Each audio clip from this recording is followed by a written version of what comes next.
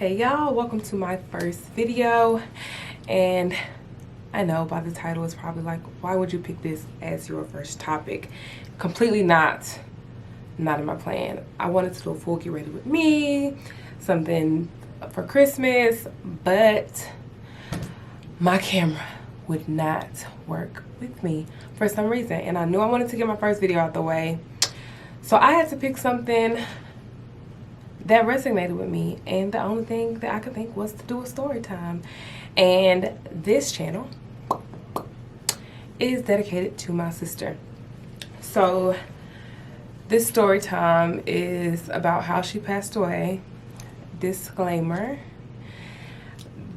the way I portray her is from my point of view, my relationship with her. We were really close. She was the oldest. My mom has 3 girls, and she was the one that got along with everybody. But this is her. She'll be in a lot of my videos because I have to keep her name alive.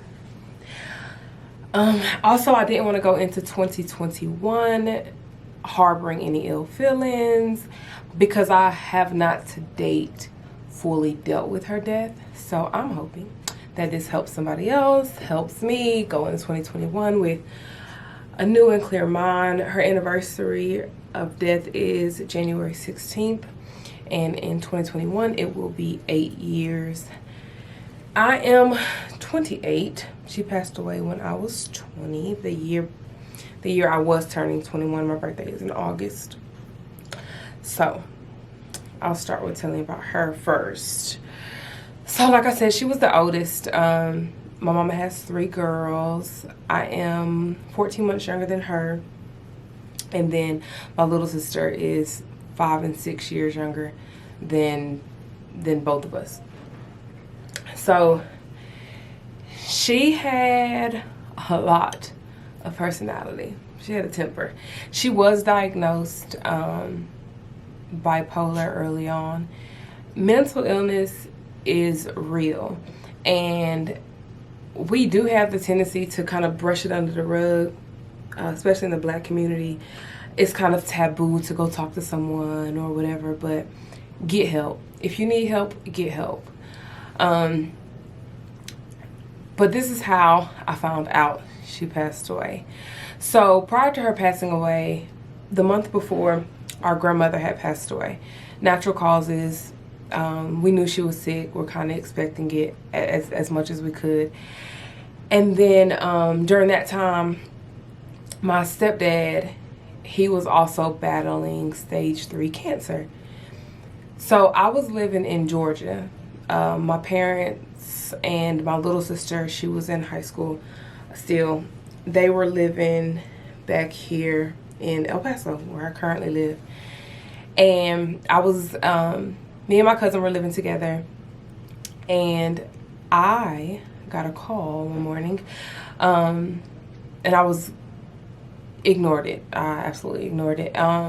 Just because I was rushing, I was getting ready to go to work. It was already a crazy morning. My cousin had to take my little cousin to a doctor's appointment. I was the only one with the car at the time, and I never let anybody drive my car. God work in mysterious ways, because watch this. So I never let anybody drive my car. This morning, I was like, okay, well, you could just drive my car so you don't have to take the bus to go take my baby cousin, to the doctor. So you could just take my car, just drop me off at work. I'll let you know when I'm ready, and then you could just come pick me up. So she was like, fine. The day before, I had gotten paid. And the bank would not cash my check. Mind you, I had been with this bank forever. I knew nothing was wrong with the check because at that time I was a supervisor, so I was keeping up with the accounts of the small business that I was working with, and I knew the money was there, so I don't know why they couldn't cash a check or wouldn't cash a check. So I was like, well, I'll just deal with it when I get off of work. So my cousin is calling me, and my mom is calling me, and I'm in the car with my cousin, and she's blowing me up. And I answer finally once we get in the car and we're on the way to my job. And she's like, I thought she said that he's gone. So I didn't immediately have like a frantic reaction because I knew that my stepdad had already had cancer. And it wasn't looking good for him. I believe he was already in stage 3. So she was like, and I was like, Dad, what's wrong with Dad? And she was like, no, your sister. And it's like it took the life out of me. It didn't really register. I'll be honest. At that time, it didn't really register. And of course, you don't automatically think that this person committed suicide. So I'm like, well, what happened? Like, I'm asking a bunch of questions that really don't matter, because the main thing is she's gone. And I remember I threw my phone and I went crazy in the car. Crazy. Punching the dashboard, like. So my cousin picked up the phone, and she's like, you know, Auntie, like, what's going on? So I guess she calmly explains it to her. She's crying. I'm like, just take me back home. I call my boss, and, you know, I let her know, hey, my sister just passed away. I have to leave. She was like, okay. She was like, I was like, I'm going to cash my check. I had told her the day before that I had issues cashing it. And I was like, well, I'll just try it after work. It's probably no big deal. Nobody else had issues. So worst case, we'll just print out and write a new check. So she ended up telling me to come see her before I leave. So I'm looking up flights. And these flights are hard to fly out the same day. Even if you get like a bereavement flight, I'm still flying out the same day. And so they were high, and I needed to go immediately. And so flights were like $300-400 one way. So I go to my boss, and I'm like, well, I'm gonna try to cash my check so I can catch a flight out of here. I'll worry about everything else, you know, when I get back. And she writes me a check for $1,000 and was like, don't worry, your job is here when you get back. You take whatever time you need. You deal with your family stuff that you have to deal with. Blessing. As soon as I go to the bank, they cash my check. That was God. Because had I cashed my check, I would have went and paid all my bills on yesterday and wouldn't have the extra money that I needed. Even with her giving me, you know, the extra $1,000, I still would have been pushing to get by, because I would have paid all my bills. So I go, tell my cousin just drop me off at the airport. I throw stuff in a suitcase, and I catch a flight. At this time, I have no idea how she died. I don't have any stories. I was messaging my mom to let them know that I was on the way, that I found a flight, sent my flight details. And I hadn't processed it yet. It wasn't real. It hadn't become real at that moment. And I remember calling my dad. Now, my dad is incarcerated. So when you have to call the prison to let them know about a death, you have to speak to a chaplain first.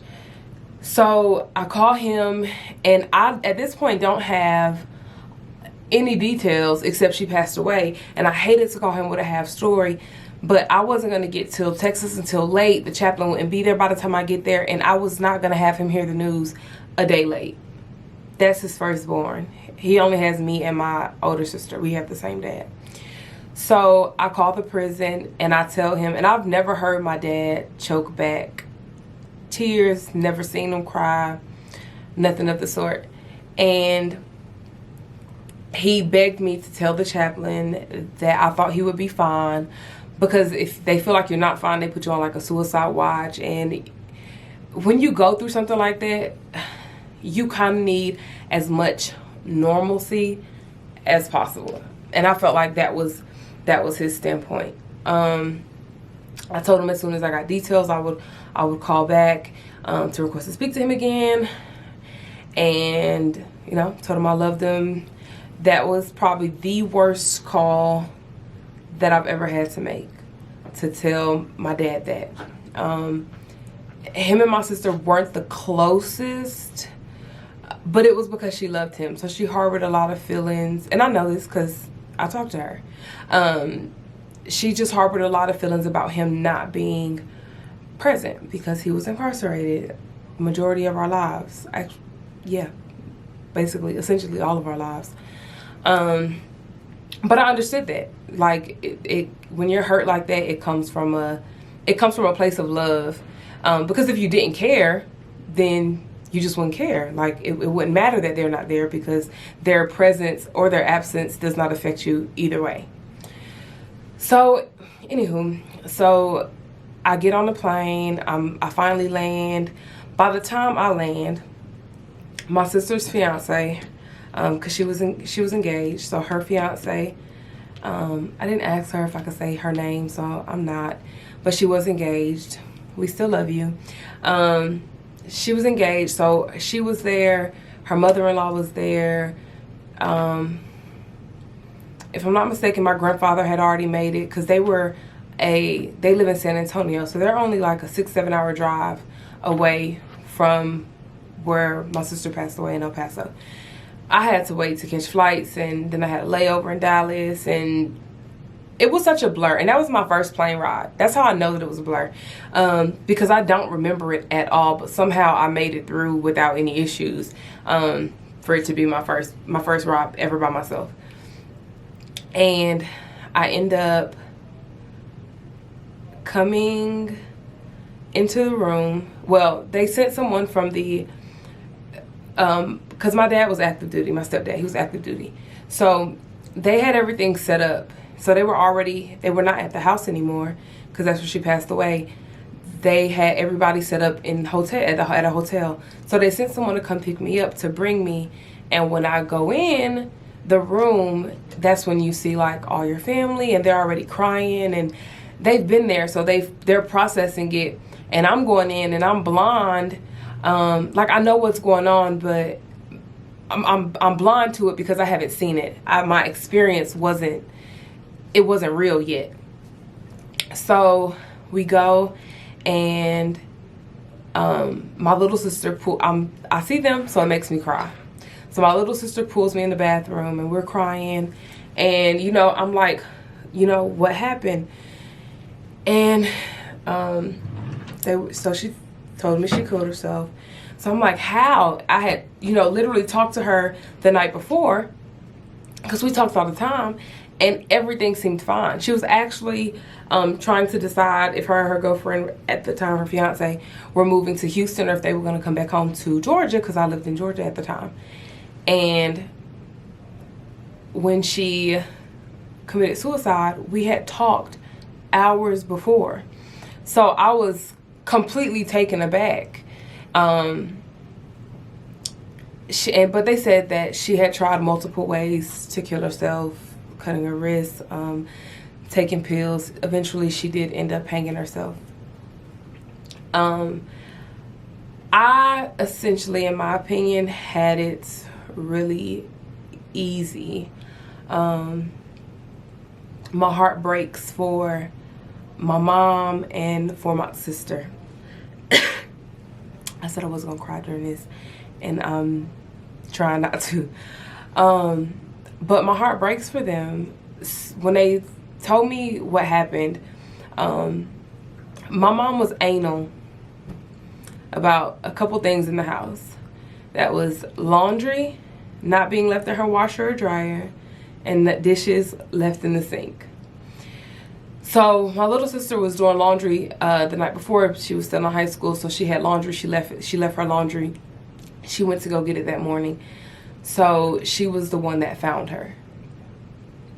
And my heart breaks for her, because I couldn't imagine, even at that time, even now, I couldn't imagine myself having the strength to do it. And they do say that you never know what you're capable of until you actually have to go through it. But I honestly can say that in that moment, I was not emotionally mature. And I've even told my mom this, like, if I would have been there, you would have buried 2 daughters, because I personally do not feel that that was something that I could have tolerated. And it's real. Hurt is real. And unfortunately, there are a lot of suicides that come from temporary things, temporary ill feelings, temporary sadness, things that you can come over, that you can overcome. But all it takes is a split second. and it's a decision you can't get back. So I felt for her. And then I found that my mom is the one who cut her down. Now, I don't have kids, so I can only imagine that feeling of finding your firstborn deceased and having to cut them down from committing suicide. And I'm super sensitive when it comes to those two because of that. Because my heart breaks for them, and they have this forever bad last image of someone that we loved and adored. And to find out that my stepdad, he's my dad, y'all, who was fighting stage 3 cancer, came to do CPR because my mom needed to see someone try to save her baby, just lets you know that love is a real thing. Like, people have so much to hold on to, and mental illness is absolutely real. So when we're in the room, she's explaining to me what happened, and I'm sad, of course. I'm crying. I'm upset. This is my best friend. This was my first friend. But I'm pissed. And I'm hurt and I'm pissed. Now, we'll be honest. Suicide is real. I will say that me and my sister had tried to commit suicide once before together. We didn't have the easiest upbringing. We didn't grow up in like the best neighborhoods. Our parents did the best with what they had. We know that now as adults, but coming up as kids, you don't see that. So we went through a lot of stuff, and I will say that as young girls, we also put ourselves in a lot of positions that we shouldn't have. So it added a lot of heartache and turmoil to our journey in life, and we just went about things different. So for me, that's so nasty when my earring does that. I'm sorry, y'all. So for me, I channeled work in school, and I've always had multiple jobs, always been in school, anything to stay busy, because that's what I knew that I needed. I found out early on that I had to stay busy to stay sane. And that's fine. It's one of those things that whatever works for you. Sorry, y'all, I love boba tea. So that's what works for me. And I was really extroverted. I never grew up extroverted. I was always, in a book. I was a nerd. My older sister, she was actually the extrovert. And then once life kind of took its toll, it's like we switched. She would have anxiety anytime she went out. She didn't like to be around people. She was super uncomfortable around men. And we just tolerated things different. I didn't want to be a victim, and I fought for that. And there are still times where, to this day, that's something I still have to fight for, to not fall into this victim mindset. So it makes you think, like, is there something that I could have done, or did you miss something?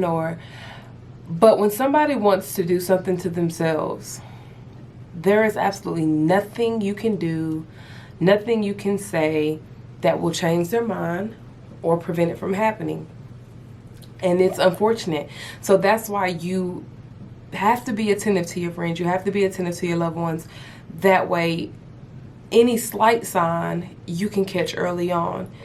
But also, if it's something that you've ever thought about, whether it be killing yourself, hurting yourself, any type of mutilation or self-destruction, talk to somebody. And it sounds so cliche to say, because when I was going through it and I was struggling to get out of that mindset, and my sister was struggling to get out of that mindset, it was like, and nobody's gonna understand, or nobody wants to hear that. Or then you get the people who always feel like because you mention a little bit of depression, it's a burden on them to hear you complain, or to hear you vent, or to hear what you're going through.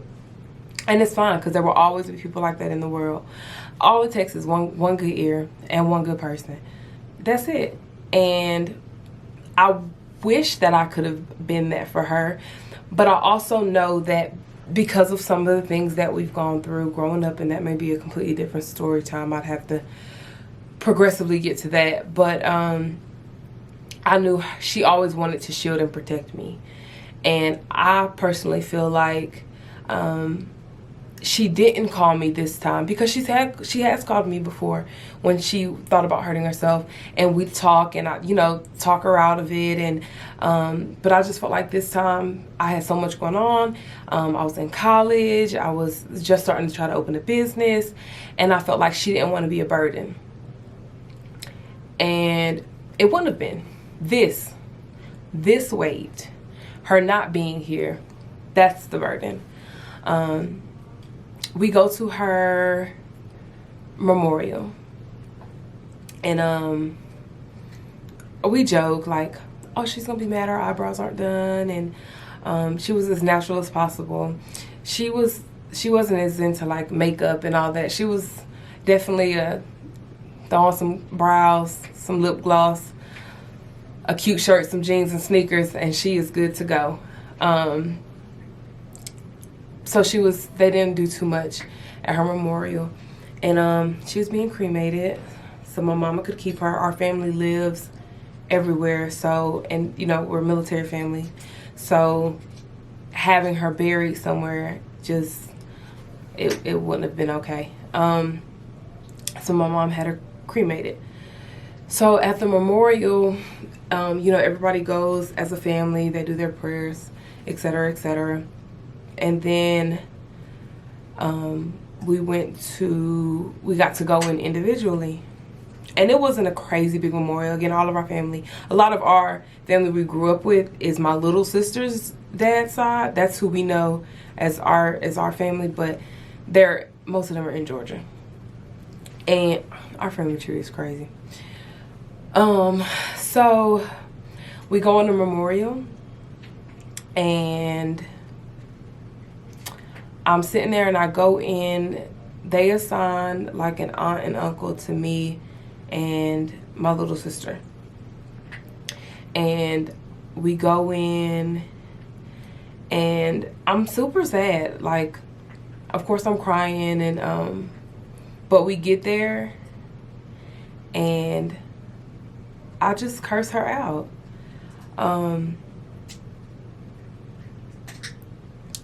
Because she left me.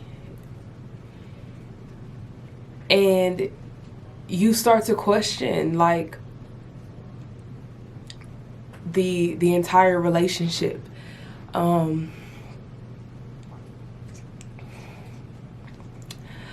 Because I call you my best friend. You call me your best friend. You are my first friend. But you left me. And you didn't leave me like, when we're in high school and you're going to a party and I can't come. You left me for good. For as long as I live, I have to do it without you. She didn't leave. She didn't have any kids, and I mean that's a blessing in itself. But it would be nice to have a piece of her.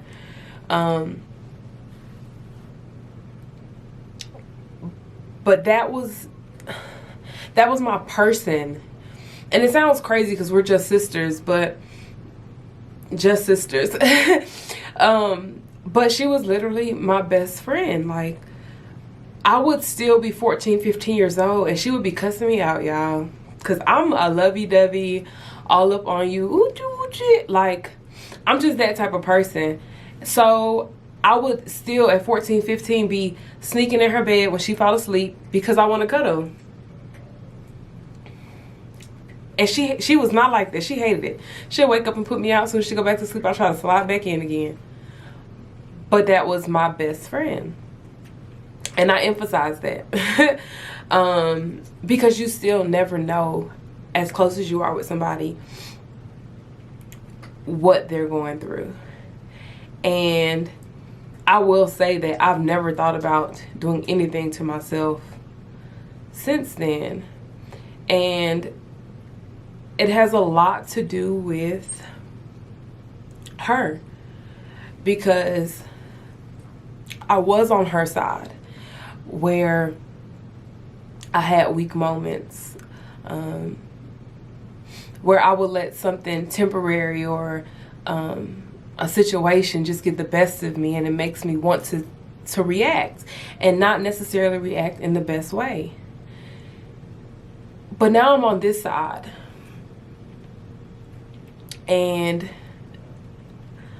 I'm questioning why, and I'm watching my mom cry and scream and hurt, and I know I'm hurting, but a parent losing a kid, someone you carried and birthed and nurtured and loved, and then to lose them in that way is a pain mine will never touch. And that's what keeps me here, because now I'm on the opposite side. So now I know what it looks like if the bad decisions that I previously made would have been successful.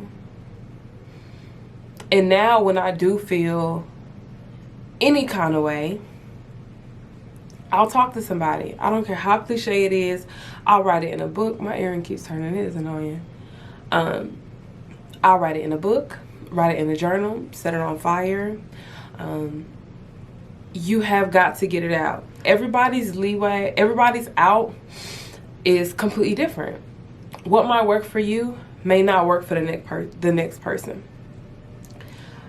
But mental illness is real, and we are now dealing with COVID, where people are losing jobs and, you know, their livelihoods, and we're losing a sense of normalcy, and depression is higher, and abuse is higher. Child abuse, domestic abuse, they're at a peak because we're trapped essentially in our homes or around the same energies, and you have got to find it out. You have got to find it out. You have to find what works for you to protect you. And I will honestly say that if I knew something was wrong, I would have done something. And I'm sure my mom feels the same way, because she was living with my mom at the time. And I know that she herself has questioned initially, did I miss anything? And then, you know, you have to get to the point where you realize, like, hell no. Because if I would have thought something, if I would have seen the slightest bit of a sign, you would have sat up with her all night until she was okay, until the moment passed, until those demons have passed. And I know you get a lot of, oh, when people commit suicide, they go to hell. And, you know, I'm a firm believer that God listens to people's heart. Period. You can't convince me otherwise. I'm not going to get into the Bible portions of it. But even if you think logically, someone can overdose and it be a slow death, enough time for them to ask for forgiveness, to verbalize it. Their heart doesn't have to say it, but they verbalize it. Just the same way someone can commit suicide with a gunshot to the head. That person has no time to verbalize their sentiments or ask for forgiveness. The variable is not in the manner that you choose to commit suicide. The only variable is where your heart is. And I'm sorry, I'm a firm believer that if you commit suicide, it's a sickness. Is it selfish? You're damn right, it is. And I cursed her out for that. It's selfish. It is. Because of the after effect. Everybody goes through that time where they are so focused on how they feel and they're hurt and they're being bothered. So we can't fault someone for being human. You just can't. If you have ever thought about hurting yourself, if you know someone that needs help, make sure you reach out. Help. It does not hurt. It does not hurt to try at all, because you can potentially save yourself from being in this seat, or save someone you know, because you aren't protecting your mental or emotional well-being, or you don't know how to. You can prevent them from sitting in the same seat, feeling these same feelings, and live another day. Live to fight through it, fight through the demons, fight through the hurt, fight through the depression, fight through the mental health, whatever you have to do to stay sane and to stay safe. So this video is for Kanisha Smith. Love you guys. Till next time.